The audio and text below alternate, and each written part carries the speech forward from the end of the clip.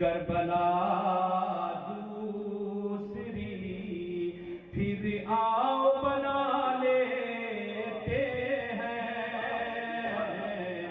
کربلا دوسری پھر آؤ بنا لیتے ہیں۔ بطور خاص تم کو بڑی شوق ہے، تم کو بڑی شوق ہے، بیعت کرو پید یزید، تو ہم بھی شبیر کو غیبت سے بلا لیتے ہیں،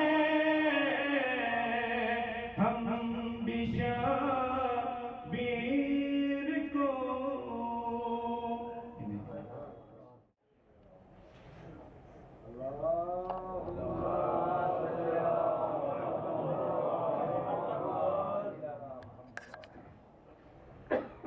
اعوذ باللہ من الشیطان الرجیم، بسم اللہ الرحمن الرحیم، الحمد للہ رب العالمین، والصلاة والسلام علی اشرف الانبیاء والمرسلین، سیدنا و نبینا و مولانا ابی العباس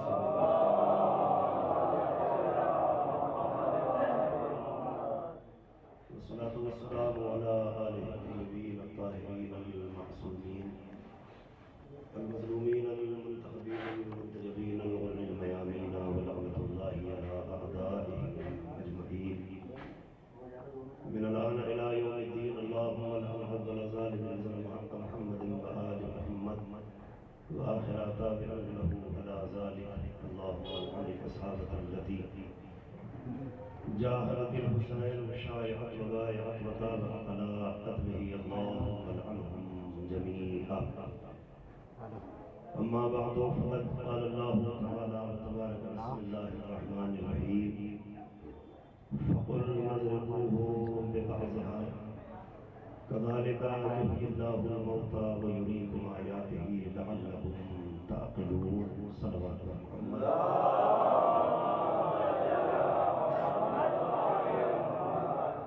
اب ذرا اگر تھوڑا سا اور آگے بڑھ جائے تو زیادہ مناسب ہو، ذرا ذرا سے زیادہ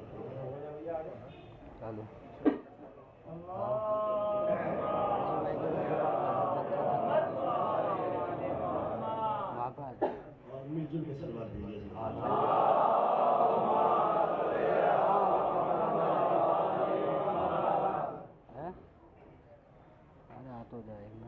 آج کا دن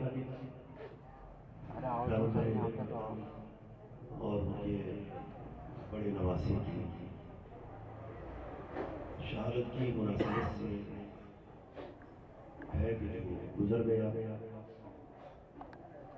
اور اس شب میں ہم جمع ہیں کہ اپنے رسول اور رسول کے نواسے کے ماتم کے لیے ہمارے دل بھی اور ہمارے سینے بھی حاضر ہیں، اور یہ بڑا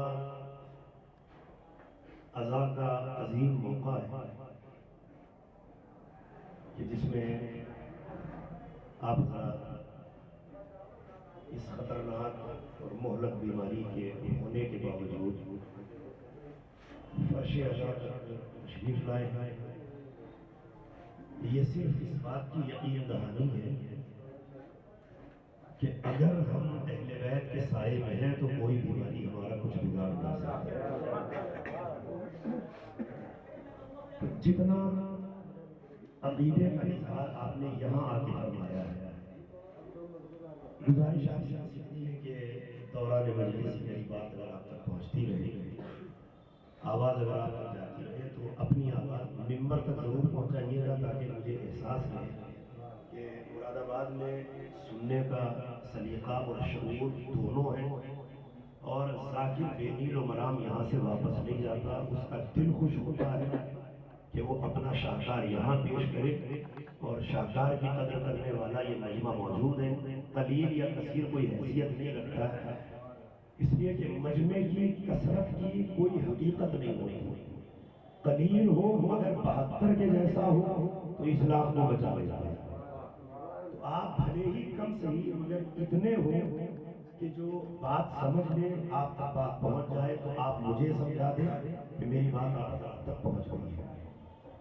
سورہ مبارکہ بقرہ کی ایک آیت کا آخری حصہ ہے جو میں نے تلاوت کیا ہے، اور بالکل واضح الفاظ ہے قرآن مجید کے. ایک ایک لفظ کا اگر الگ الگ ترجمہ کیجئے تو آسانی سے آیہ کریمہ آپ کی سمجھ میں آ جائے گا. ارشاد ہوتا ہے فقل، فے کا ترجمہ عربی میں فوراً یا بس یا بس. قل کے معنی ہے کہہ دیجئے، سیر ہے. اللہ کا خطاب ہے اپنے کلیم سے، اپنے رسول سے، اپنے نبی سے. بس آپ یہ کہہ دیجئے نظرہو ببعضہا. اب یہ بات تھوڑی سی مبہم ہے، انشاءاللہ آگے چل کے واضح ہو جائے گی. آیت میں جو یہاں یہ کہا نظرہو، یہ لوگ لے مارے ببعضہا، ایک چھوٹے سے حصے کو یا ٹکڑے. تھوڑی سی مبہم ہے بات، آگے بڑھیے تو اس کے بعد اللہ اس کا نتیجہ بتاتا ہے کہ جیسے ہی یہ ٹکڑا مردے کو لگے گا اثر یہ ہوگا، نتیجہ یہ ہوگا، ماحصل یہ ہوگا کہ مردہ فوراً زندہ ہو جائے گا. کیا ہوگا؟ زندہ ہو جائے گا. تھوڑا تھوڑا سا بولتے رہیے تاکہ مجھے بھی لگے کہ آپ باقاعدہ سننے کے لیے بیٹھے. کیا ہوگا؟ مردہ زندہ ہو جائے گا. کذالک یحیی اللہ الموتیٰ، اللہ ایسے ہی مردوں کو زندہ کرتا ہے. اگر وہ چاہے تو کسی کو زندہ رہنے کے بعد زندہ نہ رہنے دے. اگر وہ چاہے کسی کو مرنے کے بعد نہ مرنے دے. اور شاید آیت کا یہ ٹکڑا جتنا بہتر یہ قوم سمجھ سکتی ہے، کائنات میں شاید کوئی اور نہیں سمجھ سکتا، کیونکہ 1400 برس سے اس قوم کو مٹانے پر حکومتیں تلی ہیں، مگر حکومتیں مٹ گئی. یہ قوم کل بھی زندہ تھی، آج بھی زندہ ہے.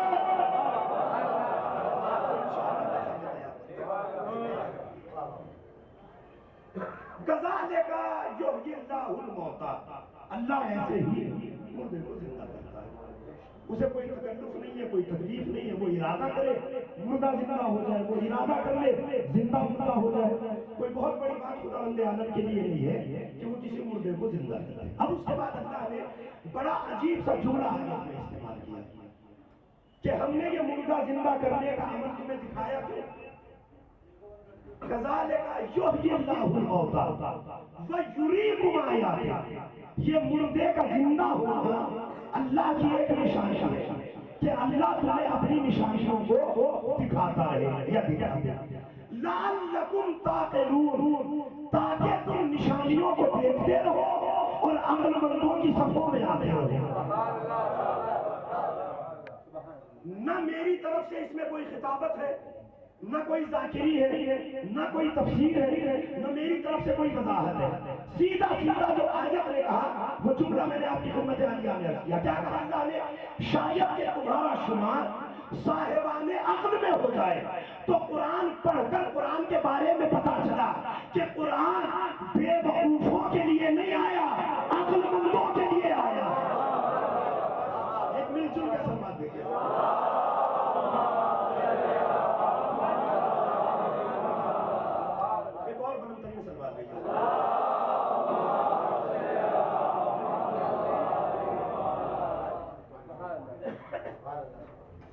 تو قرآن مجید عقل مندوں کے لیے ہے، بے وقوفوں کے لیے نہیں ہے. قرآن سمجھ کر پڑھنے کے لیے ہے، رٹنے کے لیے نہیں ہے. چونکہ صاحبان عقل قرآن سمجھتے ہیں، سمجھ کر پڑھتے ہیں، دوسروں تک بات قرآن کی پہنچاتے ہیں. یہ کون سا بات ہے؟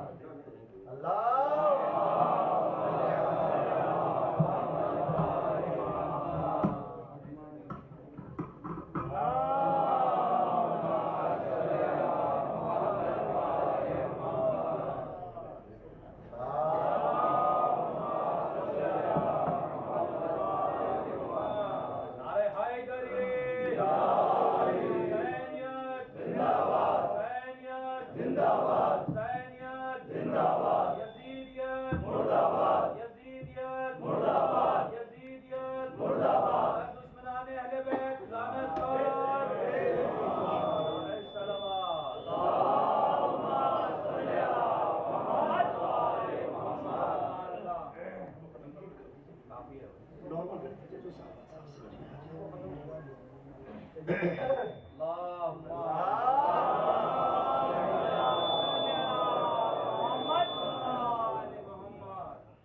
کیا. اب ذہن میں سوال پیدا ہوتا ہے کہ آخر یہ اٹھانا مارنا مردے کا زندہ ہونا یہ قضیہ ہے کیا؟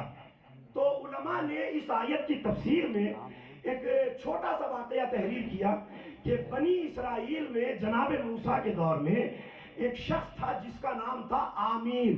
کیا نام تھا؟ عامیر. کسی نے عامیر کا قتل کر دیا. اب ظاہر ہے کہ جب عامیر کا قتل ہو گیا تو بنی اسرائیل الگ الگ 12 قبیلوں میں بٹی تھی اور 40 اقوام تھی کہ جہاں یہ ایک ساتھ رہا کرتے تھے.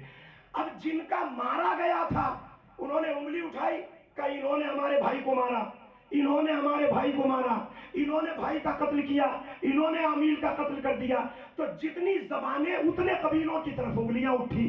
اسی قوم میں ایک عالم رہتا تھا, اس کے کانوں تک جب یہ شور و غوغا پہنچا, بہت توجہ سے سنیے گا, پہلا پیغام مجلس کے حوالے سے دے رہا ہوں, اس کے کان تک جب یہ شور پہنچا وہ اپنے گھر سے باہر آیا.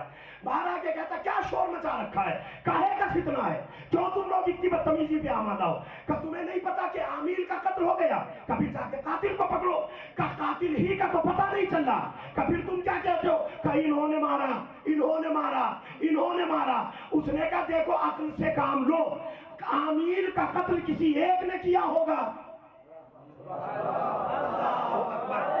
عامیر کو کسی ایک نے مارا ہوگا, کسی ایک قبیلے نے مارا ہوگا, آخر 40 مل کے کیوں ماریں گے؟ تو لوگوں کی بات تو سمجھ میں آ گئی کہ کہتا تو ٹھیک ہے. اب قوم نے فوراً اس عالم سے کہا کہ بھئی پھر یہ بتاؤ کہ اس کا قاتل کون ہے. اس نے کہا میں عالم ہوں, عالم الغیب نہیں ہوں.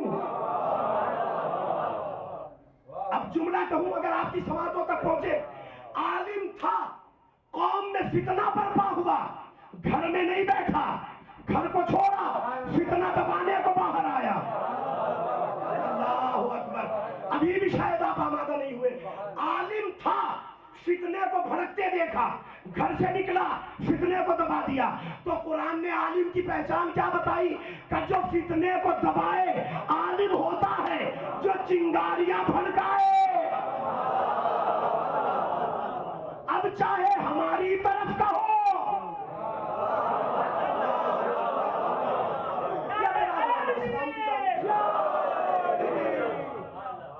تو اگر کوئی فتنہ بھڑکا رہا ہو تو فتنہ بھڑکانے والا عالم نہیں ہو سکتا. تو اس نے کہا بھئی میں عالم الغیب تو ہوں نہیں, کبھی یہ فتنہ دبے گا کیسے. اب عالم تھا, بڑا پیارا سا جواب دیا کہ میں عالم الغیب نہیں ہوں تو کیا ہوا, اللہ کا کلیم تو تمہارے درمیان رہتا ہے, اللہ کا نبی تمہارے درمیان رہتا ہے, موسیٰ کلیم اللہ, اللہ کا رسول تمہارے درمیان ہے. تو اگر تمہیں قاتل کا نام پوچھنا ہو تو جا کے جناب موسیٰ سے پوچھ لو, موسیٰ بتا دیں گے. اب یہ پوری کی پوری قوم جناب موسیٰ کی طرف چلی. یہ میرا ہاتھ آپ کے سامنے جڑا ہے, اگر آواز میری آپ تک پہنچ جائے, ایک ایک آدمی بول کے بتا دے کہ میرا جملہ اس تک پہنچ گیا ہے. ساری کی ساری قوم بنی اسرائیل جناب موسیٰ کی طرف چلی گئی. اس نے پلٹ کے ایک بار یہ نہیں کہا کہ موسیٰ کو علم غیب کہاں ہوگا, موسیٰ تو ہم جیسا, موسیٰ ہم جیسا, موسیٰ ہم جیسا.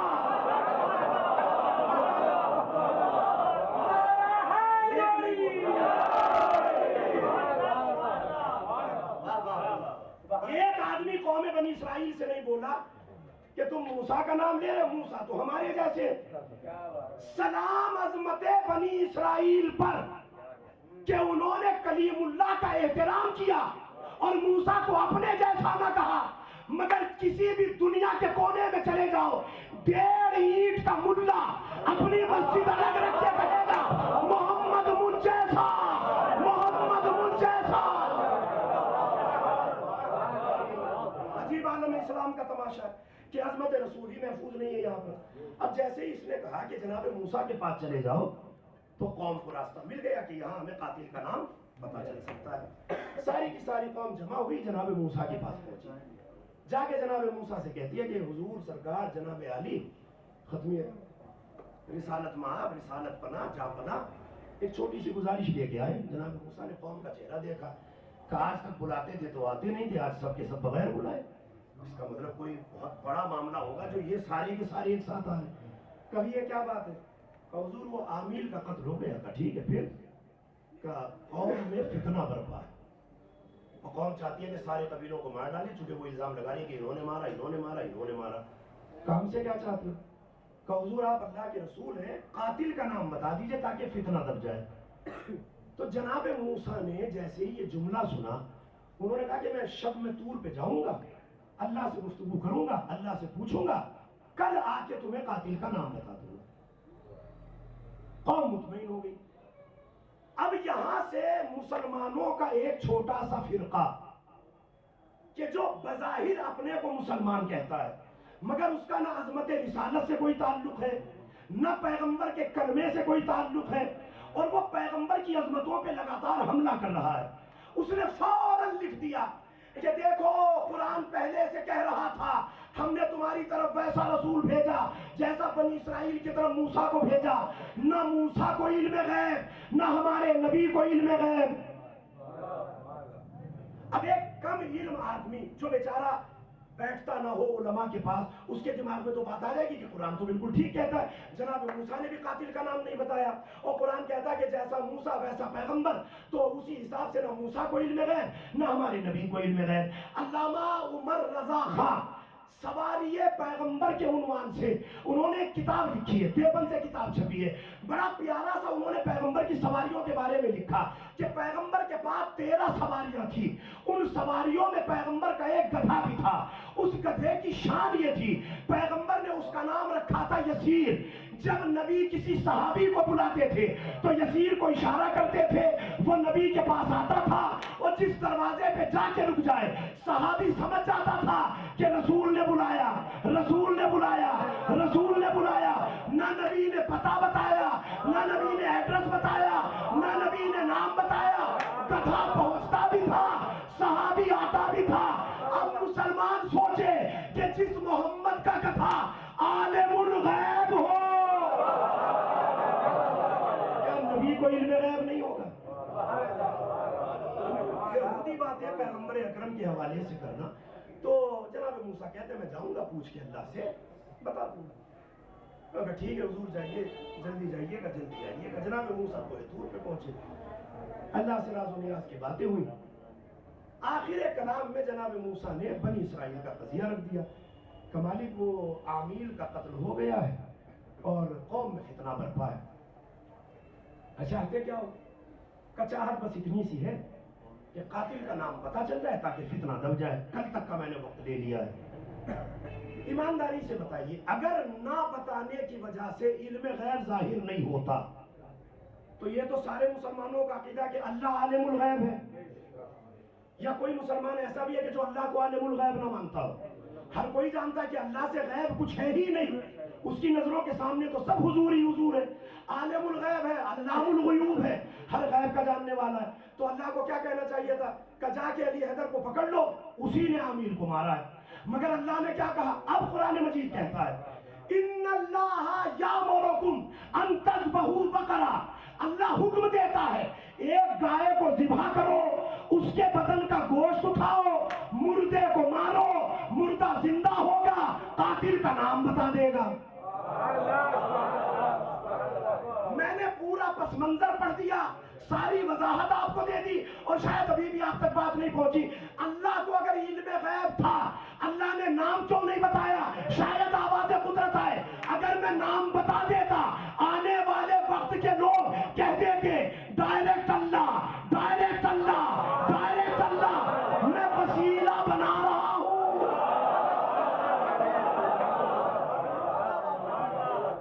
وسیلے کے راستے سے آنا حد تک پہنچ جاؤ گے. اب آپ کے ذہن میں خیال پیدا ہوگا کہ صاحب امام حسن کی شہادت ہے, پیغمبر اکرم کی وفات کی تاریخ ہے, اور آج مولانا عامل کا قصہ لے کے مجلس میں بیٹھ گئے. عامل سے ہمیں کیا لینا دینا؟ عامل مر گیا, مر گیا, زندہ ہوا, زندہ ہو گیا. اس کو آج پڑھنے کا معاملہ کیا ہو, کیوں اس کو پڑھا جا رہا ہے؟ میں آپ سے اتنا کہنا چاہتا ہوں کہ آج ہمارے ہندوستان کا ماحول نہایت خراب ہو چکا ہے. خصوصی طور پہ ہمارے یو پی کا ماحول زیادہ خراب ہو گیا ہے, کیونکہ یہاں دنیا میں رہنے والوں کو یہی پتہ نہیں ہے کہ مسند اقتدار پہ جاہل نہیں بٹھائے جاتے، عالم بٹھائے جاتے ہیں۔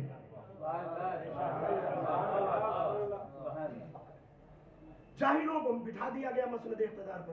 اب انہوں نے نہ 5ویں فیل پاس کی ہے، ہائی اسکول انٹر سے تو ان کا کوئی لینا دینا ہی نہیں ہے، 5ویں فیل، سنیاسی، نہ زمانے میں رہے نہ سماج میں رہے، نہ زمانے کے ہوئے نہ سماج کے ہوئے، کوئی بیوی کا نہ ہوا، کوئی ماں کا نہ ہوا، کوئی باپ کا نہ ہوا، مسند اقتدار پہ آ کے بیٹھ گیا۔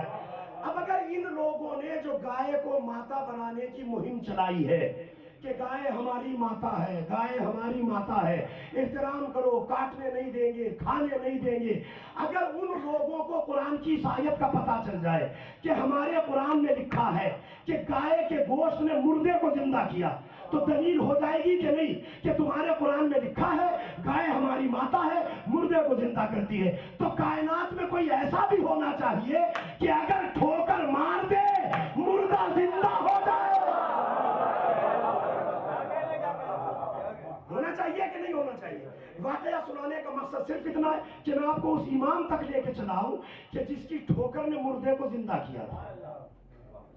اب 2-3 حوالے آپ کو دیتا ہوں تاکہ حوالوں سے بات مستند ہو جائے۔ علامہ حافظ رجب علی برسی، انہوں نے کتاب لکھی ہے مشارق و انوار الیقین فی اسرار امیر المؤمنین، اس میں انہوں نے اس واقعے کو تحریر فرمایا۔ علامہ ابو الحسن اصفہانی نے کتاب اسرار المعصومین میں اسی واقعے کو تھوڑا سا الفاظ کی رد و بدل کے ساتھ تحریر فرمایا۔ دونوں کتابیں موبائل میں موجود ہیں، جو دیکھنا چاہے میں اس کے بعد دیکھ سکتا ہے۔ 2 کتابوں کے حوالے سے پڑھو، دونوں کے نام آپ کو بتا دیے، علامہ ابو الحسن اصفہانی اور حافظ رجب علی برسی، مشارق و انوار الیقین فی اسرار امیر المومنین اور اسرار المعصومین، 2 کتابوں کا حوالہ۔ وہ کہتے ہیں کہ اگر اس آیت کو ہندو بھائی پڑھ لیں تو مسلمان کا تو اسلام خطرے میں پڑ جائے گا، اور ہر مسلمان پہ واجب ہو جائے گا کہ گائے کی پوجا کرے۔ تو گائے کی پوجا تو ہم کر نہیں سکتے چونکہ معبود ہمارے یہاں صرف ایک ہے، نہ کوئی اس کا شریک ہے، نہ وہ کسی کا شریک ہے، وحدہ لا شریک، بالکل اکیلی ذات، تنہا ذات، واحد و یکتا ذات، تو اس کا شریک تو کوئی ہو نہیں سکتا، گائے کو کیسے شریک مان لے؟ تو یہ دونوں علماء نے ایک بڑا عجیب سا واقعہ لکھا، اور واقعہ بھی چین سے ملتا جلتا ہے، یہ جو ہمارے برابر ملک کی سرحد لگی ہوئی ہے، وہاں ایک بادشاہ رہتا تھا، کافر بادشاہ تھا، اس کو اللہ نے ایک بیٹا دیا، بیٹا شہزادہ، بادشاہ کا بیٹا ہے، کیا شان اس کی ہوتی ہوگی، اللہ نے ایک بیٹا دیا تھا۔ ایک دن شہزادہ شکار کے لیے نکلا، شکار پہ پہنچا، گھوڑے کو ٹھوکر لگی، یہ گھوڑے سے زمین پہ گرا، منکا ٹوٹا، اب ظاہر ہے منکا ٹوٹتا تو آدمی زندہ تو رہ نہیں پاتا، گردن ٹوٹنی تھی، یہ فوراً مر گیا، جس جگہ پہ گرا تھا وہیں ختم ہو گیا۔ اب جو سپاہی اس کے ہمراہ تھے، سپاہیوں نے دیکھا کہ اب کیا کرے، بادشاہ کو کیا جواب دے، خیر انہوں نے ہمت جمع کر کے اس کی لاش کو اٹھایا اور لاش کو لے کر یہ محل سرا میں پہنچے، اور محل سرا میں روتے پیٹتے آئے، آ کے کہتے بادشاہ سلامت، آپ کا بیٹا مر گیا، شہزادہ مر گیا، گھوڑے کو ٹھوکر لگی، من کا ٹوٹا، اور من کا ٹوٹتے ہی آپ کا بیٹا دنیا سے رخصت ہو گیا۔ اب بادشاہ بیچارہ اکیلا سلطنت کا وارث تھا، بہت آہستہ سے جملہ پڑھوں گا، اگر آواز آپ تک پہنچے احساس ضرور دلا دیجیے گا۔ بادشاہ اپنے محل سرا سے باہر نکلا، بیٹے کی لاش کے قریب آیا، بیٹے کے سینے پہ سر رکھا اور سر رکھ کے روتنے لگا، روتے روتے کہتا ہے میری سلطنت کا وارث چلا گیا، میری حکومت کا وارث چلا گیا، میں اب زمام سلطنت کو سنبھالے گا کون، اب امور سلطنت کی دیکھ بھال کرے گا کون؟ ایک بار بھی یہ کہہ کر نہیں رویا میرا بیٹا مر گیا، میرا نور نظر مر گیا، میرا لخت جگر مر گیا، میری آنکھوں کی ٹھنڈک مر گیا، میرا میوہ دل مر گیا، میرا پسر مر گیا، میرا شہزادہ مر گیا، میری جگہ پہ بیٹھنے والا مر گیا، کچھ نہیں، میں ایک جملہ کہہ کے رویا، سلطنت کو سنبھالے گا کون، سلطنت کو دیکھے گا کون، میری سلطنت کا وارث چلا گیا، میری سلطنت کا وارث چلا گیا۔ آپ ابھی بھی نہیں سمجھے، اما کافر جانتا ہے کہ سلطنتیں لاوارث نہیں چھوڑی جاتی، اتنا بڑا اسلام محمد لاوارث چھوڑ جائے۔ اب یہ روتا رہا، بین بڑھتے رہے، بڑھتے بین کے ساتھ وزیر اس کے قریب آیا، آ کے بادشاہ کا شانہ ہلاتا ہے، وہ شانہ ہلا کے کہتا ہے بادشاہ سلامت، صبر کیجئے، ہر ایک کو مرنا ہے، ہر ایک کو ایک نہ ایک دن وہاں پہنچنا ہی ہے، آپ کا بیٹا مر گیا، ایک دن میرا بھی نمبر آئے گا، اب جیسے ہی وزیر نے بادشاہ کو دلاسے کے لیے 4-6 جملے کہے تو بادشاہ کی آنکھوں سے بہتے ہوئے آنسو رک گئے. آنسوؤں کا رکنا تھا. بادشاہ نے وزیر کا چہرہ دیکھا اور چہرہ دیکھ کے کہتا ہے ایک بات بتا, کائنات میں کوئی ایسا ہے کہ جو مردوں کو زندہ کرتا ہو؟ اب خدا کے واسطے جملے تک پہنچیے گا. یہ ہاتھ میرا آپ کے سامنے جڑا ہے, اس مائک پہ مجلس پڑھنے کی کوشش کر رہا ہوں. کہتا بتا کوئی ایسا ہے کہ جو مردے کو زندہ کرتا ہو؟ وزیر نے آنکھوں کو بند کیا, دماغ پہ زور ڈالا, اچانک نور کا جھماکا ہوا, مسکرا کے کہتا بادشاہ سلامت, کائنات میں ایسی ایک شخصیت تھی جس کا نام تھا محمد ابن عبداللہ, وہ مردوں کو زندہ کرتا تھا. بادشاہ کہتا جا کے محمد کو بلا کے لا. وزیر کہتا محمد کا تو انتقال ہو گیا.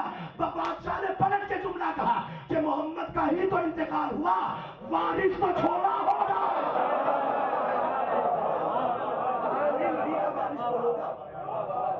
وزیر کہتا کہ ہاں وارث تو ہے, نام علی مرتضیٰ ہے. جا کے علی کو بلا کے لا. وزیر کہتا کہ ان کی بھی شہادت ہو گئی 40 ہجری میں, وہ بھی اب زندہ نہیں ہے. کہ پھر علی کا تو کوئی وارث ہوگا؟ کہتا ہاں علی کا وارث ہے, حسن مجتبیٰ نام ہے, رہتا مدینے میں ہے. بادشاہ کہتا پھر جا جلدی سے رخت سفر باندھ اور امام حسن کو بلا کے لا. وہ کہتا حضور مدینہ بہت دور ہے, جانے میں وقت لگے گا, آنے میں وقت لگے گا, لاش خراب ہو جائے گی, اب سڑی ہوئی لاش کو کون زندہ کرے گا؟ بس بادشاہ کا ایمان امامت پر مضبوط ہوا اور پلٹ کے جملہ کہتا ہے کہ اب تجھے سوچنے کی ضرورت نہیں, لاش گلے یا سڑے حسن جانے, یا حسن کا کام جانے. اب وزیر نے مشورہ تو دے دیا, بتا تو دیا کہ ہاں ایک ہے کہ جو مردے کو زندہ کرتے ہیں, وہ خاندان ہے جو مردوں کو زندہ کرتا ہے. مگر اب وزیر سوچ رہا ہے کہ اچھا خاصا رو رہا تھا, روتا رہتا, 2 گھنٹے روتا, 4 گھنٹے روتا, دن روتا, 10 دن روتا, 2-4 دن کے بعد دلاسا مل ہی جاتا ہے انسان کو, اس کو بھی آرام سے خلاصہ ہو جاتا. وہ یہ کہتا کہ چلو کوئی بات نہیں, آگے کی زندگی کے بارے میں سوچتا کہ اچھے خاصے روتے رواتے کو میں نے چھوڑ دیا, چھیڑ دیا, اب چھیڑ دیا تو یہ میرے گلے پڑ گیا. اب بادشاہ بڑے اطمینان سے بیٹے کی لاش کے آگے سے ہٹا. کہتا برف لاؤ, لاش کے چاروں طرف لگا دو, وہ محل سرا کے اندر اس لاش کو رکھو. وزیر سے کہتا بتا مدینہ کتنا دور ہے؟ اب وزیر نے کیلکولیٹ کیا کہ حضور بہت دور ہے, سنگلاخ وادیوں کا سفر ہے, مہینے لگ جائیں گے. کتنے مہینے لگیں گے؟ 3-4, نہیں تھوڑا زیادہ لگ جائے گا. اچھا 6 مہینے کا وقت دیا, 6 مہینہ جانے کا, 6 مہینہ آنے کا, 1 سال بہت ہے. کہتا جی بادشاہ سلامت بہت ہے. ٹھیک ہے 1 سال کی مہلت دی, جا کے مدینے سے حسن کو لے کر آ. وزیر کہتا کہ حضور اگر دیر ویر ہو گئی تو کہ تو جا, اکیلا رہا ہے, بیوی بچے سب تیرے یہیں رہتے ہیں, اگر تو واپس نہ آیا تو بھی تیرے بیوی بچوں کی خیر نہیں ہے, میرا تو مر گیا, تیری بھی نسل کا نام و نشان مٹا دیا. وزیر نے چاروں ناچار رخت سفر باندھا, بوریا بستر تیار کیا, تیز رفتار گھوڑا لیا, مرے قدموں سے محل سرا سے باہر نکلا. اب وہ کہتا ہے کہ اچھا خاصا رو رہا تھا, بلا وجہ میں مدینے جاؤں گا, اگر حسن نے آنے سے منع کر دیا تو کیا کروں گا؟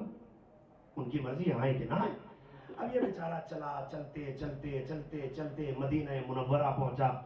امام نے نماز ختم کی تھی, مسجد کے باہر کھڑے تھے, کسی صحابی سے امام کی گفتگو چل رہی تھی. اس نے کسی سے پوچھا کہ امام حسن, تو کسی نے کہا کہ ابھی یہیں گفتگو کر رہے تھے, ہو سکتا ہے کہ گھر کی طرف نکل گئے ہوں. اتنے میں یہ وہاں پہنچا تو جا کے دیکھا کہ امام حسن وہاں سے جا چکے تھے. اب امام اپنے بیت الشرف میں پہنچے, یہ امام کے دروازے پہ پہنچا. جا کے اس نے جیسے ہی دروازہ کھٹکھٹایا, اندر سے آواز آئی حمید ٹھہرا رہے, میں باہر آتا ہوں. وزیر کا نام تھا حمید بن مہران. اس نے اپنا نام سنا. اگر آج کا دور ہوتا موبائل کا یا ٹیلی فون کا, لینڈ لائن کا, اور آج کے زمانے میں چین سے فون کر دیا ہوتا کہ صاحب ہمارا نمائندہ آ رہا ہے اور آپ ذرا اس سے دیکھ لیجیے گا, سنٹ لیجیے گا کیسے معاملے کو نپٹانا ہے, تو آسانی سے سمجھ میں آتا ہے کہ فون ہو گیا, اطلاع دے دی گئی, بتا دیا گیا, خبر آ گئی, آدمی کو دیکھ کے پہچان لیا. مگر دروازہ بند ہے, بند دروازے کے پیچھے سے چہرہ بھی دیکھ رہا ہے, بند دروازے کے پیچھے سے نام بھی پہچان رہا ہے. اب یہ تعجب کے سمندر میں غوطہ زن ہوا. امام نے دروازہ کھولا, دروازہ کھول کے کہا کیا تعجب کر رہا ہے, میں تیرا بھی نام جانتا ہوں, تیرے باپ کا بھی نام جانتا ہوں, یہ بھی جانتا ہوں تجھے بادشاہ نے بھیجا ہے, اس کا بیٹا مر گیا, زندہ کروانے کو یہاں آیا ہے. اب ہوائیاں تو اڑنی تھی، اور پریشان ہوا، کہتا مولا آپ کو کیسے پتا یہ ساری کی ساری تفصیلات؟ اب امام نے ایک جملہ ارشاد فرمایا، صاحب کتاب ریاض الابرار علامہ سید ابن طاؤوس علیہ الرحمہ، نعمت اللہ جزائری، دونوں نے اپنی اپنی کتابوں میں لکھا، لا یکون الامام اماما حتی ینزل الغیث وعلم الضمائر ویحیی الموتى وفعل بهذا الافعال. کہتے ہیں اللہ امام کو تب تک امام نہیں بناتا کہ جب تک بارشیں نہ برسا دے، جب تک مردے زندہ نہ کر دے، جب تک دلوں کا حال نہ جان لے. ہوتا ہی نہیں ہے تب تک امام. اب وزیر کی تو ہمت بڑھ گئی کہ میں صحیح دروازے پہ آیا ہوں، میں تو صرف اتنا جانتا تھا کہ یہ مردے زندہ کرتے ہیں، یہاں تو علم کا کیا کہنا. وہ کہتا مولا میرے بیوی بچوں کی جان پہ بنائی ہے اور 6 مہینہ تو تقریباً مجھے آنے میں لگ چکا، اب ظاہر ہے کہ میں جاؤں گا، وقت لگے گا، میرے بیوی بچوں کی جان آپ کے ہاتھوں میں ہے، بچا لیجیے. امام نے کہا گھبرانے کی ضرورت نہیں، ابھی آ. امام بیت الشرف کے اندر گئے، باہر آئے، کہتے چلو. وزیر کہتا مولا آئیے گھوڑے پہ سوار ہو جائیے. بہت تیز رفتار گھوڑا. امام نے کہا یہ بتا آنے میں کتنا وقت لگا؟ مہینوں لگ گئے. کبھی جانے میں پھر اتنا ٹائم لگائے گا؟ اتنا وقت ہمارے پاس کہاں رکھا ہے کہ ایک کام کے لیے 6 مہینہ نکالے. ایک کام کر، جہاں جہاں میرے قدموں کا نشان ابھرے، اب اگر ذرا سی بھی دل میں مولا کی محبت ہے تو جملے کی نزاکت کو محسوس کیجئے گا کہ جہاں جہاں نشان قدم ابھرے وہاں پاؤں رکھ، لجام فرس کو پکڑے رہنا، آنکھوں کو بند کرنا، جب کہوں آنکھیں کھول لینا.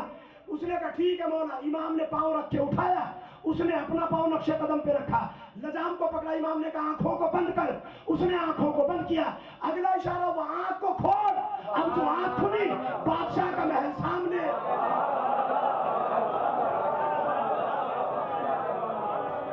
بالکل آنکھوں کے سامنے. اب وہ محل کو دیکھ کے کہتا مولا یہ تو میرے بادشاہ کا محل ہے. کہ یہی تو میں تجھ سے کہہ رہا تھا کہ تو 6 مہینہ پھر جانے میں لگائے گا، اسی لیے نشان قدم پہ تجھ سے پاؤں رکھوایا. کہتا مولا اتنی جلدی کیسے آ گئے؟ تو امام نے ایک جملہ ارشاد فرمایا کہ یہ تو تیرا کمزور عقیدہ تھا جو مجھے بلانے کو مدینے آیا.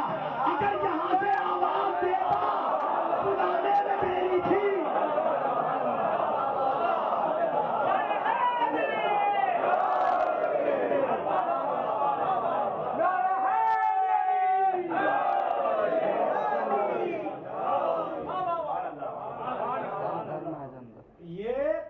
کمزور عقیدہ تھا جو بلانے مدینے آیا. یہیں سے آواز دے دیتا، یہیں سے پکارتا. ادھر تو پکارتا، آواز کی بازگشت ختم نہ ہوتی، ہم چلے آتے. تو اب علی ولی اللہ یا علی مدد پہ اعتراض بھی ختم ہو گیا کہ جس کا بیٹا یہ دعویٰ کر رہا ہو جہاں چاہے پکارو، پکارنے میں دیری ہوگی، آنے میں دیری نہیں ہوگی. تو جب بیٹا آ سکتا ہے تو جو امیر المومنین ہو. تو کہتے ہیں کہ جا کے بادشاہ کو خبر دے کہ ہم آ گئے. اب وزیر کی تو ہمت بڑھ گئی کہ 6 مہینے میں مولا کو لے کے چلا آیا. ہمت بڑھی، حوصلہ بڑھا، اندر دوڑتا گیا. بادشاہ سلامت، جا پناہ، ذل الہی، حضور سرکار، جناب عالی. بادشاہ نے وزیر کی آواز کو سنا.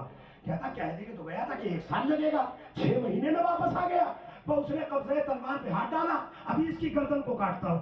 وزیر نے جیسے ہی دیکھا کہ بادشاہ مجھے مارنا چاہتا ہے، فوراً سامنے سے ہٹا. کہتا یہ دیکھو مولا حسن آ گئے. اب اس نے امام کا چہرہ دیکھا. اب آپ کی سماعتوں کا امتحان لے رہا ہوں. کتنی عمر مولا حسن کی مکمل ہے؟ مکمل عمر مبارک کتنی ہے مولا حسن کی؟ 47 سال. 47ویں سال میں مولا کی شہادت ہو گئی جودا کے زہر کی وجہ سے. مولا علی کی شہادت کے 2 سال بعد کا واقعہ ہے. 40 میں مولا کی شہادت ہے، 42 کا واقعہ مان لیجئے، 42 یا 43 ہجری کا. تو 43 سال کا انسان تو بھرپور جوان ہوتا ہے. اب بادشاہ نے امام حسن کا چہرہ دیکھا اور چہرہ دیکھ کے کہتا یہ نوجوان مردہ زندہ کرے گا. یہ نوجوان مردہ زندہ کرے گا، یہ نوجوان مردہ زندہ کرے گا. جملہ اشاروں میں کہہ جاؤں گا، سمجھنے کی کوشش کیجیے گا. آج مزاج کفر پتا چل گیا، جو امامت کے عہدے کو عمر کے ترازو میں توڑے. علی کو خلافت کیسے دے دیں؟ ابھی تو کمسن ہے تو یہ زندہ کرے گا. امام حسن نے اس کا یہ جملہ اعتراضیہ سنا، وہ سننے کے بعد ارشاد ہوا جہاں سے میری گفتگو کا آغاز ہوا. ان اللہ ہوا محی النفوس ونحن له مثل الاعلی. یقیناً مردے وہی زندہ کرتا ہے.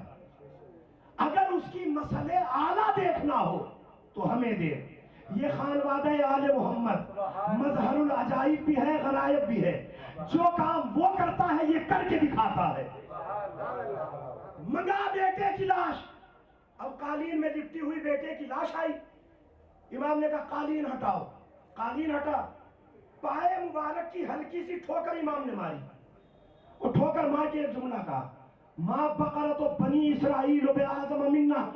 اللہ کی نظروں میں ہم سے زیادہ عزت گائے کی نہیں ہے. ٹھوکر لگی، مردہ زندہ ہو گیا. آپ نے سن لیا، میں نے پڑھ دیا. ایمانداری سے بتائیے، جب امام کو ٹھوکر ہی مارنا تھی تو پائے مبارک سے نالین کو اتارا ہوتا، اپنے پیر کی ٹھوکر ماری ہوتی تاکہ دنیا کو پتا چلتا کہ امام کے بدن میں معجزات رہتے ہیں. مولا نالین سے ٹھوکر کیوں ماری؟ کہ پہلے نالین پہ غور کرو، عقدہ کھل جائے گا. نالین کاہے کی تھی؟ کہ چمڑے کی. چمڑا کس کا تھا؟ کہ جانور کا. جانور زندہ تھا کہ مر گیا؟ بھئی جب ذبح ہوا تبھی تو چمڑا اترا. تو جن کے پیروں میں رہنے والا مردہ جانور کا مردہ چمڑا مردوں کو زندگی دے. ان کا اختیار کیا ہوگا؟ ٹھوکر لگی، مردہ زندہ ہو گیا. اب میں آپ سے ایک سوال کرنا چاہتا ہوں، بڑی ایمانداری سے جواب دیجیے گا. ایسی نالین مبارک کہ جو مردوں کو زندہ کر دے، بس ایک بار لگے ٹھوکر کی صورت میں مردہ زندہ ہو جائے. اور اس نالین کی عظمت تو یوں بھی بڑھ جاتی ہے کہ عرش کو روندتے ہوئے یہ پردہ معراج کے قریب تک گئی تھی پیغمبر کے پیروں میں. تو نالین وہی تو ہے جو پیغمبر کے پاس سے آئی ہے. تو جو عرش پر چلی جائے، سدرۃ المنتہا تک چلی جائے، عرش اولا تک چلی جائے، پردہ معراج تک چلی جائے، ایسی نالین اگر کسی منحوس دربار میں امام کو جانا ہو تو پہن کر جانا چاہیے کہ دربار کے باہر اتارنا چاہیے؟ میرا عقیدہ تو یہی کہتا کہ مولا کو پہن کے چلے جانا چاہیے ایسی مبارک نالین. چونکہ اگر امام نالین اتاریں گے تو لوگ سمجھیں گے دربار بڑا مقدس ہے کہ جہاں امام نے اس نالین کو اتار دیا کہ جو عرش پر نہیں اتری تھی وہ اس دربار کے باہر اتر گئی، تو دربار کی عظمت تو بڑھ جائے گی. اس کی وجہ بتانے سے پہلے دو گزارش آپ سے کرنا چاہتا ہوں امام حسن ہی کے حوالے سے.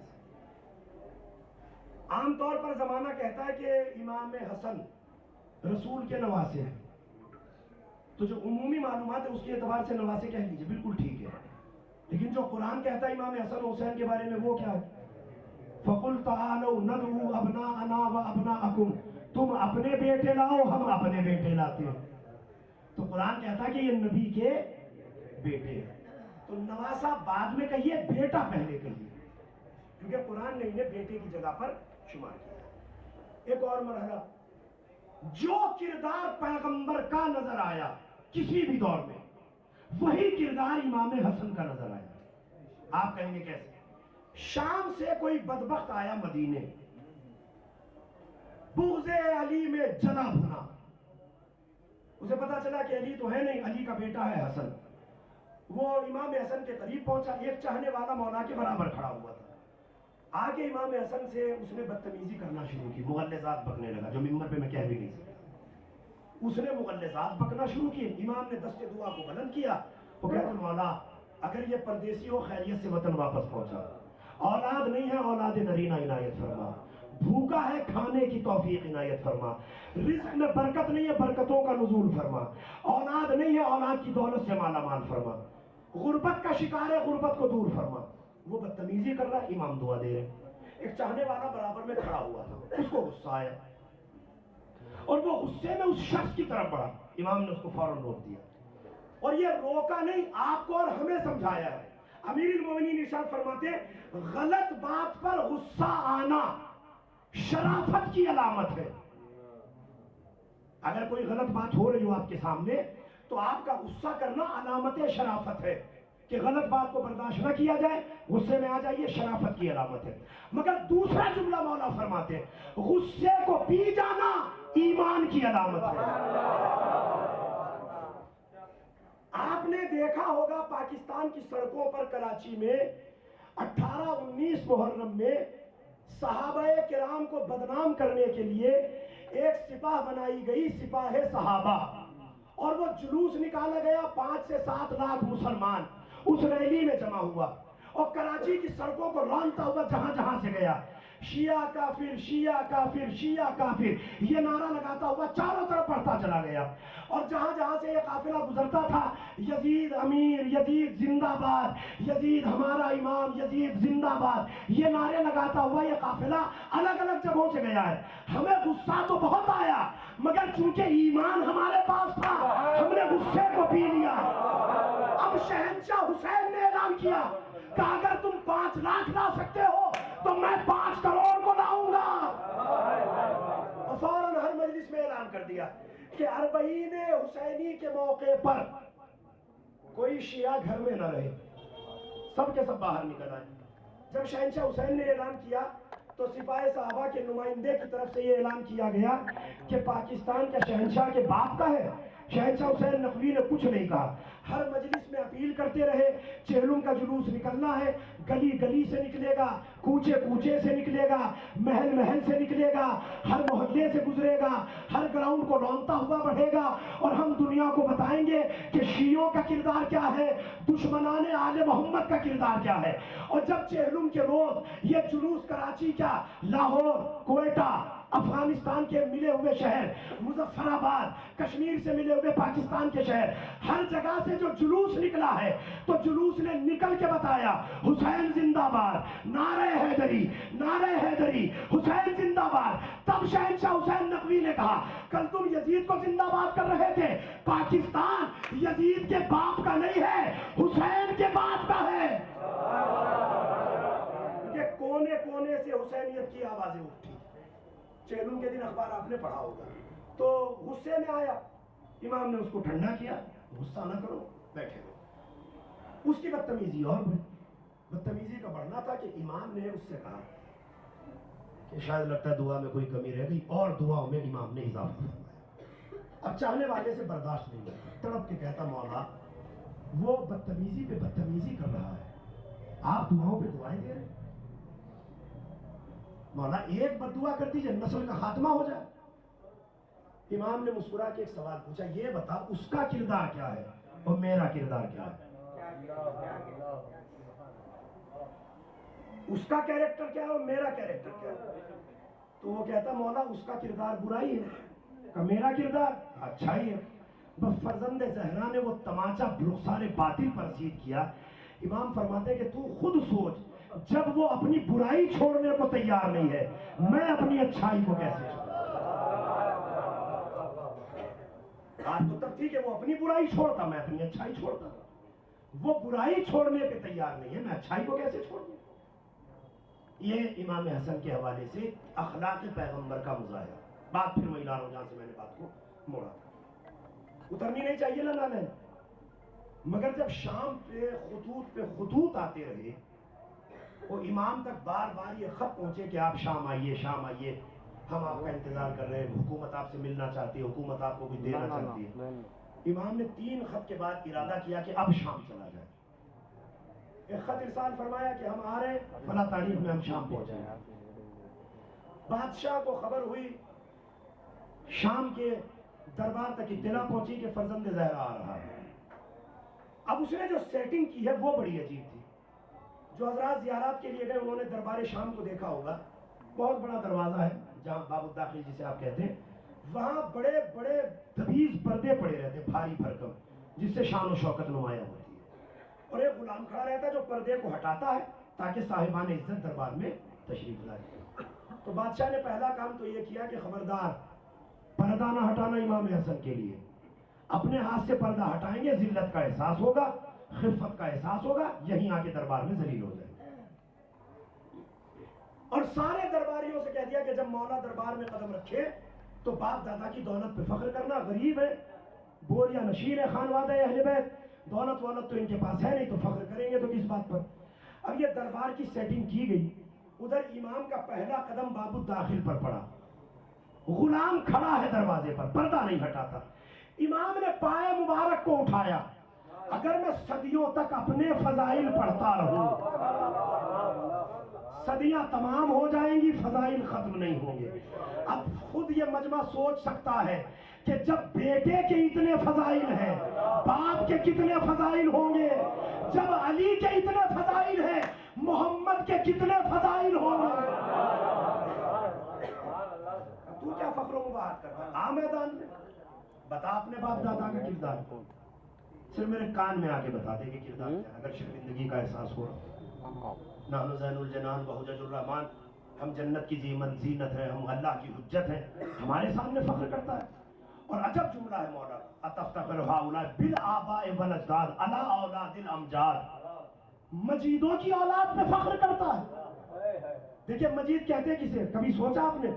قرآن مجید، مجید کیوں کہا گیا؟ کہ مجید ہوتا ہی وہ ہے کہ جس میں کوئی نجاست نہ ہو۔ امام فرماتے ہیں ہم مجیدوں کی اولاد ہیں، میں مجید، میرا بابا مجید، میرا دادا مجید، میرا دادا مجید۔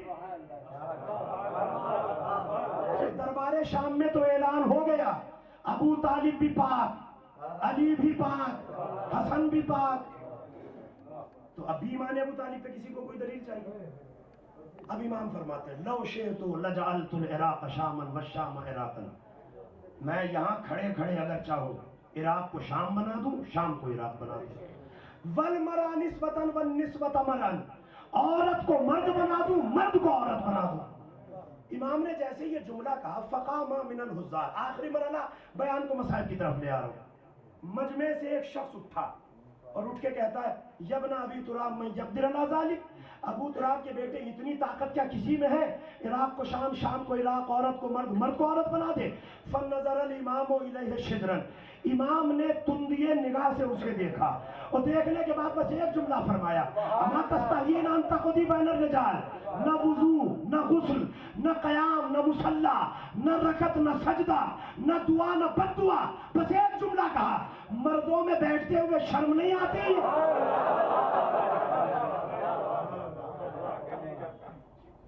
امام کا اتنا کہنا تھا کچھ اور، بن کچھ اور گیا۔ اس کا صنف کا جنس کا تبدیل ہونا تھا، بھاگا دربار سے نکل کر۔ جب دربار سے بھاگنے لگا تو امام حسن نے پیچھے سے آواز دی، فنادى الامام من عقبها، امام نے پیچھے سے پکار کے کہا بھاگتا کہاں، سزا پوری سن کے جا، قد صارت عیالک رجلا، جو تیرے گھر میں بیٹھی ہے اسے تیرا شوہر بنا دیا۔ علی اکیلے کہاں بھاگ رہا ہے، سزا پوری سن کے جا۔ اب جیسے ہی امام نے یہ عمل انجام دیا تو ظاہر ہے کہ دربار میں توہین تو ہے، بلایا ان کی توہین کرنے کو ہے، وہ اپنی توہین نہیں۔ اب وہ بالکل دھمکانے کے سے لہجے میں گیدڑ بھبکی جسے کہتے ہیں، وہ امام حسن سے کہتا ہے یا ابا محمد قد احمتنی فی مجلسی، میرے دربار میں آ کے آپ مجھے ذلیل کر رہے ہیں ابو محمد۔ امام نے اسے دیکھا اور دیکھنے کے بعد کہا ان العرش سریری و احمد و ضمیری و علی امیری و جبرائیل و فقیری والحسین و وزیری حل شئت اقل لک سیری۔ امام کہتے ہیں تخت پر بیٹھ کے کوئی حاکم نہیں بنتا، عرش میرا تخت ہے، احمد میرا ضمیر ہے، علی میرا امیر ہے، حسین میرا وزیر ہے، جبریل میرا فقیر ہے۔ آدمی بنتا ہے یا تجھے بھی عورت بناؤں؟ اب اس نے دامن سمیٹا، اگر میرا بھی معاملہ الٹا نہ ہو جائے۔ تو کہتا ہے کہ آپ سب سے آخر میں اس لیے تشریف لائے، میرا خزانہ ختم ہو جائے گا تو اولاد زہرا اولاد ہندا کو ذلیل کرے گی، ایسا میں ہونے نہیں دوں گا۔ کیا کرے گا؟ کہ جتنا سب کو دیا گیا اتنا میں آپ کو دیتا ہوں۔ امام نے بے اعتنائی سے دیکھا، دربار سے نکلنے لگے، خزانوں کے منہ کھلے، खजाना भरा गया अलग अलग बोरियों में। गुलाम लेके इमाम के पीछे चले। उधर से सामने वाला बोला, देखा मैं हिंदा का बेटा हूँ। इमाम ने बेइतनाई से सुना, दरवाजे तक पहुंचे। अब आप मजलिस में आने के लिए वहां उतरे हैं, जूते आपने वहां उतारे, तो चप्पलों का जूतों का मुंह इस तरफ है आपके। जब आप वापस जाएंगे तो आपको ऐसे जाना है, फिर मुड़ना है, जूते पहनना है, फिर मुड़ना है, फिर इमाम बाड़े से बाहर आप जाइएगा। तो ऐसा ही इमाम को करना था, जाते मुड़ते पहनते मुड़ते फिर दरबार से बाहर जाते। गुलाम से इतनी देर में समझ गया हाकिम वो नहीं, हाकिम तो ये है कायनात का। उसने कहा ये मुड़ेंगे, मनहूस चेहरा देखेंगे, मैं ये चेहरा नहीं देखने दूंगा। जैसे इमाम करीब पहुंचे, नालैन को सीधा किया। इमाम ने कहा सारा खजाना तू ले ले, और सारा खजाना दे के इमाम ने कहा क्या कह रहा था, हिंदा का बेटा है, याद रख मैं फातिमा का बेटा हूं। जितना तूने मुझे दिया मैंने जूतियां सीधी करने वाले को दिया। क्या हमारे सामने मुकाबले क्या है। अब आपने सोचा होगा, देखा होगा कि नालैन वही है जो मुर्दे जिंदा करती है। दरबार में पहनकर मौला नहीं गए क्यों नहीं, ताकि दरबार को भी औकात का पता चल जाए और दरबार में बैठने वालों को भी औकात का पता चल जाए। शाम से मदीने इमाम वापस तशरीफ लाए। चाहने वाली बहन को पता चला कि भैया शाम से वापस आए, आके भाई के कलेजे से लिपट गई। वो कहती है भैया शाम गए थे। हाँ ज़ैनब शाम गया था। भैया कोई तकलीफ तो नहीं हुई शाम में? कहने ज़ैनब कोई तकलीफ नहीं। भैया सब खैर से निपट गया? हाँ बहन सब खैर से निपट गया। अब जब बहन बार बार कुरेद कुरेद के सवाल करने लगी तो इमाम हसन ने एक जुमला इरशाद फरमाया कि जो तुम सोच रही हो वो मेरे साथ नहीं, वो हुसैन के साथ होगा। दरबार वही होगा, कटा हुआ हुसैन का सर होगा, बेकजावा ऊंट पे तुम्हें सवार किया गया होगा, शराबियों का मजमा होगा, मुनादी की निदा होगी और दरबार में तुम्हें जलील किया जाएगा। इस्मत ताहिरा सिद्दीक़े कुबरा की बेटी, दिल लरज़ गया जनाब ज़ैनब का सुनने के बाद। मगर अजीजों उसके पहले तो और बहुत से लर्ज़े थे। खानवादा आले मोहम्मद के लिए कभी आप सोचिएगा तो मैं समझता हूँ कलेजा मुंह को आ जाए। कायनात का शहंशाह, आज कोई झूठा मूठा नेता मर जाए तो इलाके के इलाके टूट पड़ते हैं जनाजे की मुशायत में, वो हिंदू हो या मुसलमान हो, कोई भी सही। पार्टी के लीडर चले आएंगे, दुनिया में चाहने वाले चले आएंगे, अजीज व अकारीब चले आएंगे। जिसे नहीं भी आना है वो ये सोच के चलाएगा हमारे इलाके में काम बहुत अच्छा किया, चलो जनाजे में चले चलते। एक जब में गफीर देखने को मिलता है। सोच के बताइए कि शहंशाह कायनात का जनाजा उठा, कितना मजमा रहा होगा रसूल के जनाजे में। लाखों चले आए होंगे, जिसका यहूदियों से भी मोहब्बत का बर्ताव रहा हो, यहूदी जनाजे में आ गए होंगे। मगर रवायत कहती है 18 या 17 लोगों ने बनी हाशिम के रसूल का जनाजा उठाया। क्या खता थी रसूल वाले रसूल की। कायनात को देखना चाहिए था, शहंशाह जा रहा है, मलाइका की फौज आई अल्लाह की जानिब से, वो एक अलग मरहला है। मगर इंसानों का मजमा क्या था, उंगलियों पे गिना जाने वाला। 75 दिन के बाद नबी की बेटी ने दुनिया को खैराबाद कहा, तो अब तो ये अरमान रहा होगा कि हम नबी के जनाजे में नहीं जा सके, चलो बिनते रसूल के जनाजे में चले जाए। क्या मजमा रहा होगा बीबी के जनाजे में। हसन, हुसैन, अली मुर्तजा, सलमान मोहम्मदी, जनाब बिलाल हबशी, जनाब अबू ज़र गफ़ारी, असबग़ इब्न नुबाता, उबय इब्न काब, ये चंद अफराद का मजमा है फातिमा के जनाजे में। क्या फातिमा ने दुनिया को सताया था? क्या फातिमा ने किसी को बद्दुआ दी थी? क्या किसी की दिल आजारी फातिमा ने की थी? नहीं, कुछ नहीं। कितना बड़ा मजमा था जनाजे में, 9 अफराद फातिमा का जनाजा उठाने का। और रात की तारीकी में सैयदा का जनाजा दफना दिया गया। کسی کو کانو کان خبر نہ ہو سکی کہ فاطمہ کو دفنایا کہاں گیا۔ امام حسن کے جنازے میں تو مجمع ٹوٹ پڑا ہوگا، امیر المومنین کا جنازہ تو بڑی شان سے اٹھا ہوگا، مگر جب علی کے جنازے کے بارے میں تاریخ کھول کے دیکھیے گا تو کلیجہ منہ کو آ جائے گا۔ 6 الگ الگ جنازے علی کے بھیجے گئے الگ الگ سمتوں میں۔ جانتے ہیں کیوں؟ کیونکہ زمانہ اتنا دشمن تھا کہ مردہ نکال کے بے حرمتی کرنے کو تیار ہے۔ آگے سے جبرائیل و میکائیل نے جنازہ اٹھایا، پیچھے سے حسن و حسین نے جنازہ اٹھایا۔ یہ تھا علی کے جنازے میں مجمع۔ کہاں گئے مسلمان؟ کیا یہی کیا تھا علی نے کائنات کے لیے؟ اور جس کی شہادت کی آج تاریخ گزری ہے 28 صفر المظفر، حسن مجتبیٰ، بالکل کردار محمد جیسا کردار، جو کردار محمد کا وہی کردار حسن کا۔ چونکہ روایات کہتی ہیں کہ پیٹ سے اوپر، کمر سے اوپر بالکل رسول خدا کی شبیہ ہے، اخلاق وہی، کردار وہی، چہرہ مہرہ وہی، عادت و اطوار وہی۔ کتنا مجمع ہونا چاہیے تھا حسن کے جنازے میں؟ بس بنی ہاشم کے چند جوان۔ اور میں تو یہ کہتا ہوں کہ جنازہ شاید ایسا بھی غریب کائنات میں کوئی نہ ہوا ہوگا کہ جس کا جنازہ گھر سے 2 بار نکالا گیا ہو۔ ایک بار جنازہ نکلا ہے، قبرستان پہنچا، نبی کے پہلو میں دفنانے کی کوشش ہوئی کہ سامنے سے تیر برسا دیے گئے، اور جب جنازہ واپس آیا ہے، خطیب العرفان علامہ عرفان حضرات ایک جملہ کہا کرتے تھے کہ جب یہ جنازہ واپس آیا ہے اور جناب زینب نے بھائی کے جنازے کی غربت کو دیکھا تو طرف کے ایک ہی جملہ کہا تھا، حسین میں نے تو سفید کفن پہنایا تھا، یہ لال کیسے ہو گیا؟ اجرکم اللہ۔ مولا کوئی غم نہ دے سوائے غم کربلا کے۔ بس ختم ہو گئی عزیز و مجلس، 2-3 جملے مسائل کے اور مجلس کو سمیٹ رہا ہوں۔ کفن بدلا گیا حسن، تیر نکالے گئے، دوبارہ جنازہ اٹھا ہے، اور اب جنت البقیع میں ماں کے پہلو میں حسن کو دفنایا گیا۔ کیا اتنا آسان تھا؟ کسی کا جوان بیٹا اگر موجود ہو اور اس کی آنکھوں کے سامنے اس کے باپ کے جنازے کو قبرستان میں دفنانے کی اجازت نہ ملے تو سوچئے کہ جوان خون پہ کیا گزرتی ہے۔ حسن مسنہ موجود ہے اور باپ کا جنازہ قبرستان سے واپس آ رہا ہے، برابر کا جوان بھائی موجود ہے، بھائی کا جنازہ قبرستان سے آ رہا ہے، عباس جیسا شیر دل موجود ہے اور بھائی کا جنازہ قبرستان سے واپس آ رہا ہے۔ کیا گزری ہوگی جناب عباس کے دل پر؟ بس ارباب مقاتل نے تو ایک ہی جملہ لکھا کہ جب عباس بفرے تھے حسین نے یہی کہہ کے روک دیا، عباس صبر کرو کربلا نہیں آئی۔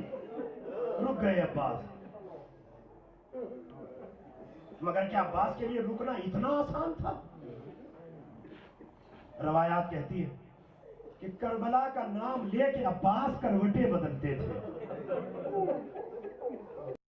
اور جب کربلا کے میدان میں جناب عباس کے سامنے گود کے پالے مارے گئے، جناب ام فربا کے حوالے سے سید مہدی بحر العلوم جناب قاسم کے قصیدے میں جو رضیہ قصیدہ انہوں نے لکھا تھا، اس قصیدے میں جناب ام فربا کا ایک جملہ تحریر فرماتے ہیں سید مہدی بحر العلوم۔ وہ کہتے ہیں کہ ام فروا نے اپنے بیٹے سے کہا، میرے لال قاسم تیرے باپ کا جنازہ قبرستان سے واپس آیا تھا، آج ماں کے دودھ کی لاج رکھ لینا، میں سید زادی نہیں ہوں، میرے دودھ کو شرمندہ نہ کرنا۔ سوچئے کہ جناب قاسم نے کیا جواب دیا ہوگا ماں۔ ارباب مقاتل کہتے ہیں کہ قاسم جیسا نوجوان مقتل میں پہنچا، قتال کیا، گھوڑے سے زمین کربلا پہ گرا، تڑپ کے اپنے چچا کو آواز دی، حسین بچے کی مدد کے لیے دوڑے، اور اب کربلا کے میدان میں ہوا کیا؟ گھوڑوں کی ٹانپوں سے قاسم کا بدن پامال ہو گیا۔ میں نے پڑھ دیا، آپ نے سن لیا، بس آخری مرحلہ گفتگو کو سمیٹ رہا ہوں۔ اس سے بہتر ربط امام حسن کے مصائب کا اور کوئی ہو ہی نہیں سکتا۔ اب جب امام مقتل میں پہنچے تو قاسم کا لاشا نظر نہیں آیا، ایک طرف طرف کی آواز دی، میرے لال قاسم کہاں ہو، آواز دو، کوئی آواز نہیں آئی۔ دوبارہ امام نے پلٹ کے کہا، میرے بچے تیرا چچا بلا رہا ہے، آواز دے، کوئی آواز نہیں آئی۔ تیسری مرتبہ حسین زمین کربلا پر بیٹھے اور نہایت غربت آمیز لہجے میں حسین نے کہا، قاسم امام وقت آواز دے رہا ہے، हुसैन का इतना कहना था, लाश के टुकड़े हवा में बुलंद हुए, लब्बैक लब्बैक। खुदा किसी चचा को ये नजारा न दिखाए जो मौला हुसैन ने करबला के मैदान में देखा। मौलाना फरमान साहब हमारे साथ एक हमारे दोस्त वतन के मौलाना तनवीर आलम अभी भी हयात ईरान में है। उनका एक भाई था 14 साल का जवान, उसका तकरीबन 8 या 9 साल पहले कुछ ऐसा हादसा हुआ। उनके बाप और चचा पंजाब में किसी फैक्ट्री में काम करते थे, सर्दियों के दिन थे। बाप को उठने में कुछ तकलीफ हुई, उन्होंने बच्चे से कहा कि बेटा जाके मशीन को स्टार्ट कर दो।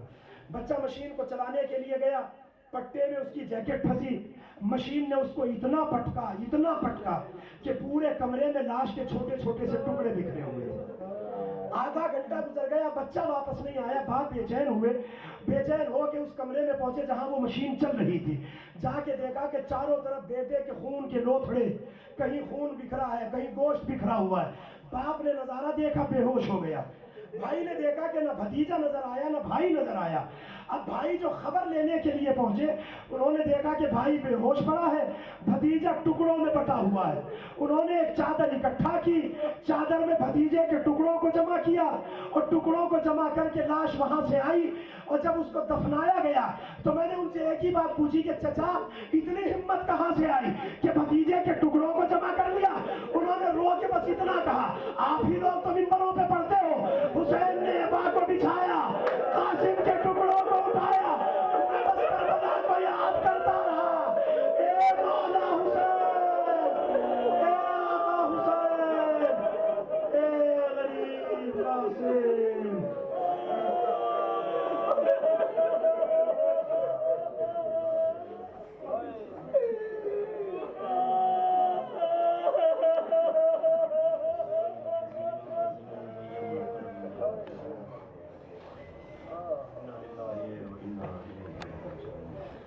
मातम है।